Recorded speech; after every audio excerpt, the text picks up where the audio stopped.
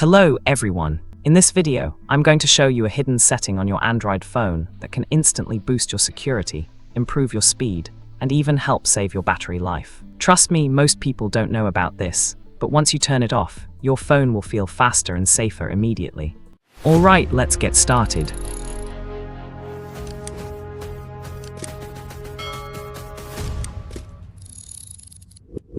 The hidden problem on most Android phones is something called auto start apps, also known as background startup. What this means is, some apps automatically start running the moment you turn on your phone, even when you didn't open them. And these apps keep running silently in the background, consuming your RAM, draining your battery, and even tracking your activity. This is one of the biggest reasons why your phone becomes slow over time. Now let me show you how to fix it. Go to your settings.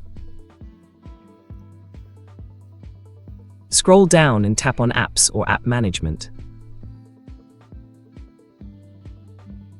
Now look for an option called Auto Start, Startup Manager, or sometimes it may be inside your Security app or Phone Master.